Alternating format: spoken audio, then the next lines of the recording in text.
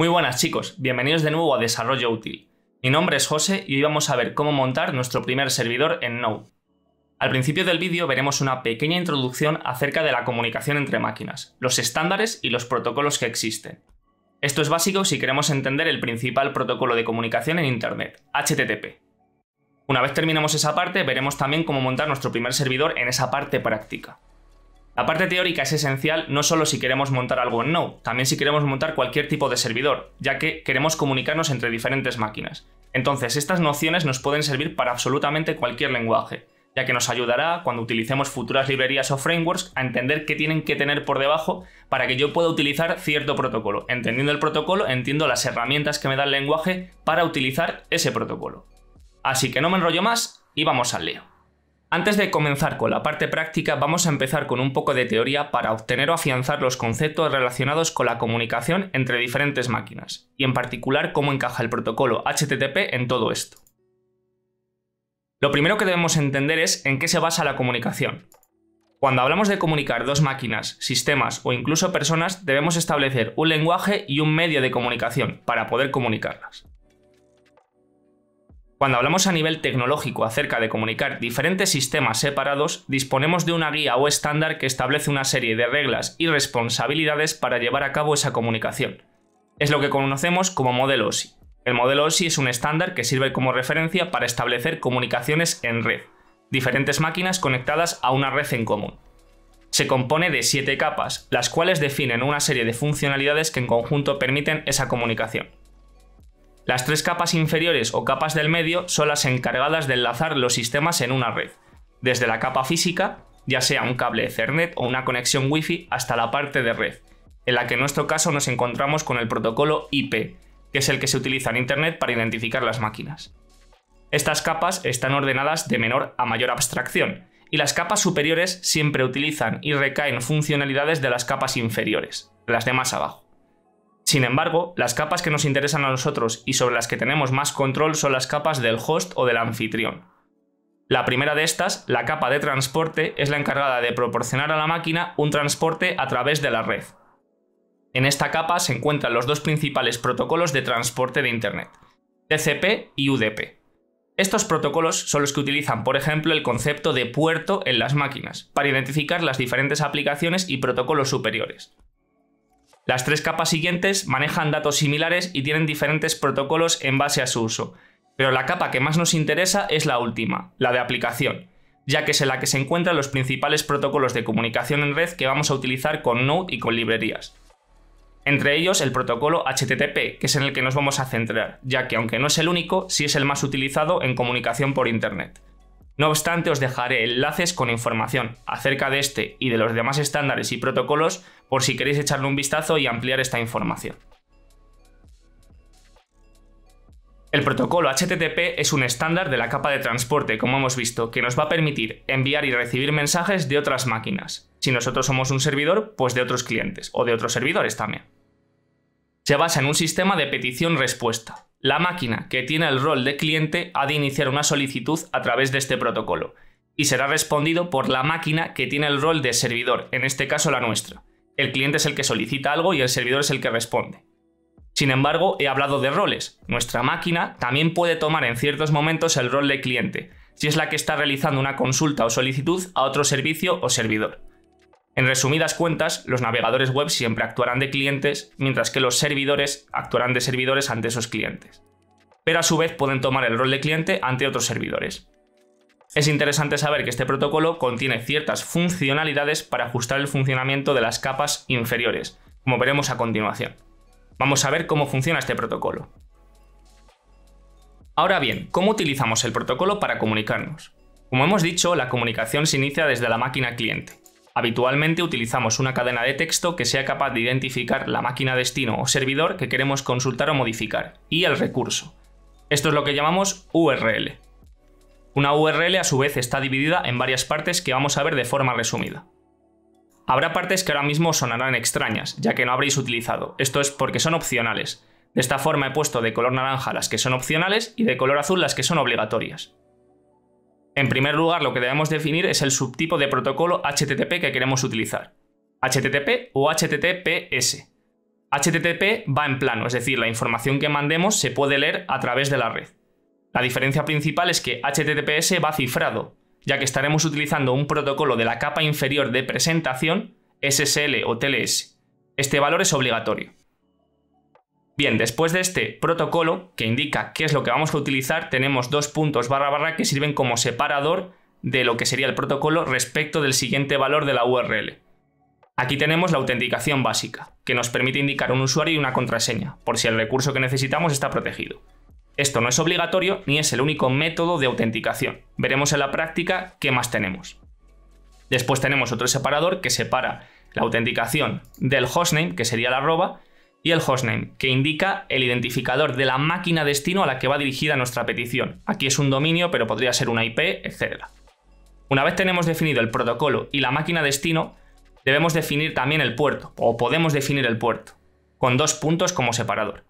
El puerto por defecto, aquí he puesto que es el 80, porque el puerto por defecto va definido por el protocolo. Si hemos puesto HTTP, el puerto por defecto es el 80. Si hemos puesto HTTPS, el puerto por defecto es el 443.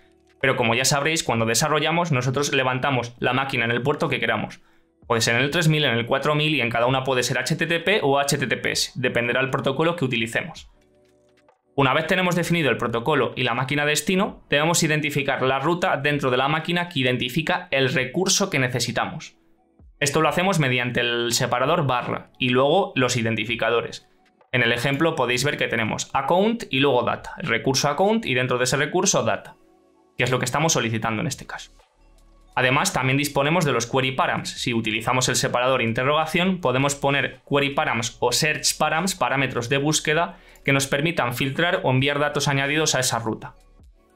Para finalizar, tenemos también el hash, que habitualmente utilizamos cuando hacemos peticiones para obtener una web y queremos que, por ejemplo, el navegador haga scroll hasta cierta etiqueta. También sirve para ciertas cosas de router en React y retrocompatibilidad, pero no vamos a entrar en esto, simplemente que sepáis que existe. Sé que esto puede parecer denso y no quiero que os lo aprendáis de memoria, ya que con el uso de lo mismo os quedaréis con ello. Por ello os dejo un diagrama muy bueno de la propia página de Node en la descripción del vídeo. Para finalizar, vamos a eliminar las partes opcionales y ver cómo queda una URL como solemos utilizarla habitualmente, algo más sencillo. En resumidas cuentas, a través de este protocolo lo que hacen los clientes es solicitar o enviar datos o recursos a otra máquina. Ahora bien, con una URL podemos mandar datos muy limitados. Esta URL es lo que se manda, cómo se forma ese paquete HTTP, cómo utilizo realmente ese protocolo por debajo, es lo que vamos a ver a continuación. Ahora bien, esta URL, como hemos dicho, no define todos los datos que podemos enviar o recibir a través del protocolo. La URL nos sirve a nosotros para tener una manera sencilla de solicitar recursos, que es habitualmente lo que hacemos cuando solicitamos una página web. Pero por debajo ocurren varias cosas que ahora sí nos interesan ya que las necesitaremos. Esta URL se transformará en la solicitud que se le enviará al servidor. La solicitud se compone de tres partes principales. La primera de ellas, la request line, que identifica en primer lugar uno de los conceptos más importantes del protocolo HTTP, el verbo. El verbo nos permite definir qué tipo de acción queremos realizar sobre la ruta solicitada. En este ejemplo hemos puesto un GET, simulando que hemos introducido una URL en un navegador web, por lo que el servidor interpretará que lo que queremos es obtener la información de esa ruta. Este verbo también definirá parte del contenido posterior de la solicitud, tanto de los headers como del body o payload. Como digo, en el caso por defecto de un navegador siempre va a ser un GET, pero si lo hacemos nosotros a mano podemos cambiar el verbo. En la práctica veremos los diferentes verbos que utilizaremos principalmente. Después del verbo tenemos la ruta y la versión de HTTP que estamos utilizando, en este caso para la solicitud inicial, como digo, del cliente. Después de esta request line tenemos las cabeceras, otra de las partes muy importantes de la solicitud. Estas cabeceras tienen un formato similar a los objetos de JavaScript, clave : valor, y aquí por ejemplo tenemos definido el host, el tipo de contenido que enviamos en el body y otros ajustes. Pero además podemos definir un método de autenticación como por ejemplo la cabecera authorization o mandar información de las cookies. Hay un montón de cabeceras, esto es simplemente un ejemplo. Por último tenemos el body o payload, que sería la información que estamos enviando como clientes al servidor. Como este caso es una petición GET, no tenemos nada que enviar, ya que lo que estamos haciendo es solicitar un recurso de vuelta, simulando lo que haría un navegador web al introducir una URL. Con otros verbos veremos qué tipo de información podemos introducir en el body o payload de la solicitud. Por otra parte tenemos la respuesta. Si recordáis, este protocolo se basa en un sistema de petición-respuesta. Hemos visto cómo el navegador o el cliente hace la petición, ahora vamos a ver cómo es la respuesta. Cuando el servidor recibe una solicitud y la procesa, envía una respuesta a través del mismo protocolo. Esta respuesta es similar en forma a la solicitud, pero tiene datos diferentes. La primera línea, además de definir la versión HTTP, define el código de respuesta, que le indicará al cliente si su petición se ha podido satisfacer o si se ha producido algún tipo de error o inconveniente. Aquí el verbo no aparece, ya que no tiene sentido. Si lo pensamos bien, somos los que respondemos, no los que estamos exigiendo ningún recurso. Después de la primera línea también tenemos las cabeceras, que contienen información similar a las cabeceras de la solicitud, pero también pueden contener cierta información de utilidad para el navegador.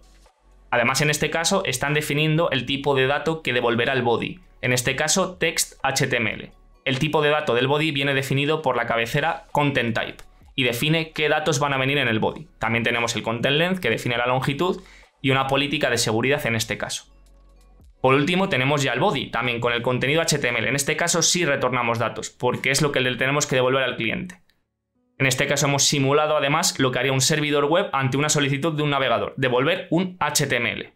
Si estuviera solicitando un CSS, devolvería un CSS o un JavaScript, un archivo JavaScript. Esto es lo que hace principalmente, como digo, un servidor web. Y ya para finalizar, vamos a ver cómo podemos utilizar este protocolo HTTP para que Node actúe como un servidor que sea capaz de comunicarse. Como vimos en vídeos anteriores, Node nos da herramientas para comunicarnos con el sistema operativo y en red, con lo cual nos va a dar librerías también para utilizar este protocolo. Para ello, Node dispone de una librería nativa llamada HTTP, la cual nos permite utilizar este protocolo. Pero además también disponemos de librerías muy conocidas como Express, Fastify, Happy, Koa, etc. Y ahora estarás pensando, si hay librerías, ¿por qué tengo que conocer tantos aspectos de HTTP? Esto se debe a que, aunque la librería nos abstraiga del protocolo, somos nosotros los que debemos definir qué datos, qué cabeceras, qué valores van en las solicitudes. Es por esto que es importante conocer qué hacen esos valores, cómo lo hacen y para qué sirve este protocolo, ya que no solo nos servirá para Node, sino para cualquier librería o lenguaje, ya que por debajo nos haremos una idea de lo que está haciendo por nosotros. Y para finalizar, como digo, antes de comenzar la práctica, comentaros que tenéis información ampliada de todo esto en los enlaces en la descripción, por si queréis ampliarla. Y ahora vamos con la práctica. Bien, vamos a ponernos manos a la obra. Lo que he hecho es crear una carpeta, como hacemos siempre, una carpeta llamada web server. Lo siguiente que voy a hacer es inicializar el package.json con npm init -i. Como ya sabréis, esto me toma unos parámetros por defecto y me genera un archivo package.json con el nombre web server, que es el nombre de la carpeta, y ciertos valores que, bueno, en principio pues los podemos dejar ahí, no nos molesta. Vamos a limpiar. Lo siguiente que voy a hacer es, como vimos en el vídeo anterior, el tema de los módulos, vamos a utilizar ECMAScript modules, tenemos que indicar en el package.json el módulo, ¿no? Type, y aquí tenemos que ponerle module. Y con esto ya podremos utilizar la sintaxis de import-export en Node. Es lo que vamos a utilizar. Como digo, si no lo queréis utilizar no hay problema, podéis quitarlo y utilizar require, como queráis. Es por variar un poco, pues, por los vídeos. Podemos hacer las pruebas luego de una manera y de otra. Guardo aquí. Otra de las cosas que voy a hacer antes de iniciar es instalar una dependencia que va a facilitar nuestro desarrollo. En los vídeos anteriores nos ha tocado, cada vez que hacíamos un cambio, ejecutar node index.js y verlo. Y cada vez que producíamos otro cambio, lo mismo. Es decir, era bastante coñazo tener que escribir o dar la tecla de arriba para volver a repetir el comando, todo eso. Entonces la dependencia que vamos a instalar, que se llama nodemon, vamos a irla instalando con -e para fijarla y -d como dependencia de desarrollo, solo desarrollo, no la vamos a utilizar ni en producción ni nada. Nodemon. Esto es una dependencia que nos permite a través de la terminal iniciar Node, pero tener, digámoslo así, un demonio o un daemon que nos permita, un daemon mejor dicho, vigilar ese archivo, el archivo que estamos ejecutando, para que si producimos un cambio, automáticamente reinicie, no tengamos que ejecutar nosotros nada en la terminal, lo va a hacer por nosotros. Si tenemos un fallo y lo arreglamos, guardamos el archivo y se va a reejecutar. Vamos a verlo con un ejemplo que se ve mejor. Ya tenemos esa dependencia instalada, la podéis ver aquí, y lo siguiente que voy a hacer es crearme un script para no tener que escribir yo a mano en npx nodemon y demás. Simplemente me voy a crear aquí deb. Vamos a borrar esto, vamos a decir nodemon y el archivo de arranque, ¿no? El archivo principal de nuestra aplicación, que en este caso lo vamos a llamar index.js. Vamos a poner punto barra porque sea un poco más correcto, pero bueno. Bien, ahora aquí nos creamos ese archivo, index.js, y empezamos a trabajar. En este punto, lo primero que vamos a hacer es probar, como digo, eso de nodemon, ¿no? Vamos a poner, por ejemplo, aquí un console log de hola mundo. ¿De acuerdo? Y vamos a poner aquí npm run ¿no? Para ejecutar los scripts de package.json dentro de este de aquí, random. Le damos y al darle, si os fijáis, aparece pues bueno, una serie de valores. Esto se puede quitar después, pero bueno, de momento lo dejamos. Y aquí el hola mundo. Y termina la ejecución. Y tú dirás, ¿por qué la consola no me deja escribir? O sea, me deja escribir, pero no tengo la consola normal. Porque si yo hago un cambio y pongo aquí hola mundo 2 y guardo, reinicia. ¿Ves? Restarting due to change. Ha detectado cambios, reinicia y lo vuelve a ejecutar. Esta es un poco la magia que tiene esta dependencia y para desarrollo está muy chula porque no hace falta que estés pendiente de la terminal, simplemente de lo que te va escupiendo o de lo que vas viendo. Hasta este punto, pues bueno, ya tenemos un desarrollo más cómodo. Lo que sí que voy a hacer es poner en la primera línea, por comodidad y para que lo veáis mejor en el vídeo, un console.clear. De esta manera, cada vez que se reejecute, me va a limpiar todos los resultados anteriores. Cuando se reejecute, plum, limpia todo y solo me sale el primer console log y luego, bueno, que ha acabado el programa porque obviamente no hay nada que lo mantenga a la espera ni nada, simplemente es un console log sin más. Ahora, cuando veamos el servidor, pues esto, digamos, empezará a comportarse de otra forma. En este punto, ¿qué es lo que vamos a utilizar? Como digo, vamos a utilizar la librería nativa de HTTP que nos aporta Node. En este caso vamos a poner un import, ¿no? Porque estamos utilizando ECMAScript modules, from, y aquí vamos a poner HTTP. Es esta librería. Esta librería nos aporta un montón de cositas, de utilidades, de clases y demás y de métodos para manejar HTTP. La primera que nos interesa para crear un servidor es la función createServer, que es una función que nos permite crear una representación de un servidor que va a poder escuchar solicitudes HTTP y responderlas en JavaScript, ¿no? En este caso con Node. Entonces, llamando a createServer, vamos a poder crear ese servidor, ¿vale? Simplemente. Esto nos va a devolver una instancia de tipo servidor. Si ponemos el ratón, aquí nos lo dice. No obstante, os dejaré la documentación de todo esto, de toda esta información de HTTP en la descripción, como digo siempre. Ya tenemos nuestro servidor. Ahora queremos, obviamente, que escuche. Como ya sabréis, ¿no? Hemos hablado de puertos, es decir, necesitamos un puerto de la máquina donde esté escuchando. Puede ser el 80, el 443, aunque en desarrollo no se suelen utilizar esos, ni siquiera en producción. Veremos luego por qué. Pero bueno, ya tenemos un servidor, pero no tenemos una forma de decir, oye, ¿cómo hago para decirle qué ocurre cuando recibo una solicitud? La acción, ¿no? Que tengo que escuchar yo, es decir, yo estoy esperando una solicitud y cuando la recibo, ¿dónde implemento esa funcionalidad? El createServer es una opción. Aquí, si os fijáis, como parámetro opcional, admite un request listener. Y aquí nos dice, el request listener es una función que automáticamente se añade al evento de request. ¿Qué significa esto del evento de request? Esto de evento lo vamos a ver bastantes veces. Un evento es algo que sucede y un listener es algo que reacciona a ese evento, que se ejecuta cuando ese evento ocurre. Coño, justo lo que yo quiero. Cuando me venga una request, yo quiero que una función se ejecute. Pues esa función es ese listener, ¿no? Que vemos aquí. Luego veremos que hay más maneras de ponerlo, pero en principio vamos a ponerlo aquí. Es decir, yo si pongo aquí una función, esta función se va a ejecutar cuando yo recibo una petición. Es decir, si yo pongo aquí un console.log de petición recibida, ¿de acuerdo? Es un callback en este caso. Pues bueno, yo cuando el servidor, digámoslo así, esté arrancado, pues ya lo tendré. De momento tengo esa instancia del servidor, pero tengo que ponerlo a escuchar, a recibir peticiones. ¿Vale? Esta función, como decimos, nos devuelve un server. Vamos a poner aquí HTTP server, por ejemplo. Y este HTTP server va a ser de tipo server. Ahora, ¿qué hago yo con esta instancia para ponerla a escuchar? Una vez que la he definido. Pues tenemos el método listen, ¿vale? El método listen lo que hace es poner en escucha, arrancar el servidor como tal. Aquí lo podéis ver, ¿vale? Bueno, funciona como en TCP, esto es una definición que os dan. Pero bueno, este listen principalmente con un puerto que le pasemos ya directamente empieza a escuchar conexiones, o sea, solicitudes en ese puerto de la máquina, si no está ocupado, obviamente. Si yo, por ejemplo, pongo aquí el 80, probablemente me dé un error, que me dice, ¿qué error me da? Listen address in use, address already in use 80. Como ya sabéis, en un puerto solo puede haber una aplicación. Ya hay alguien utilizando el puerto 80, en este caso en mi máquina. Pues voy a utilizar otro, voy a utilizar el que a mí me gusta para desarrollo, que es el 3000, o podéis poner aquí el 3525 o el 15380, da igual, ¿vale? Mientras sea un puerto permitido. También, bueno, tenéis listas de puertos por ahí, pero bueno, por defecto el 3000 no suele dar problemas. Entonces yo guardo aquí.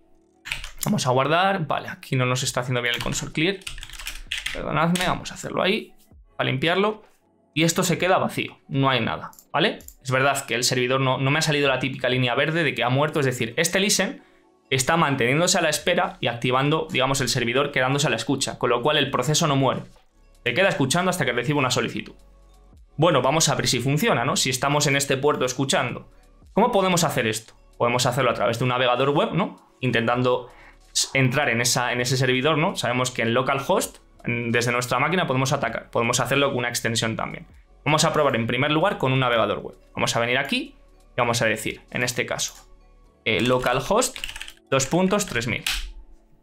Vale, el navegador no hace nada, pero en la consola ha recibido petición recibida. ¿Por qué el navegador no hace nada y se queda pillado?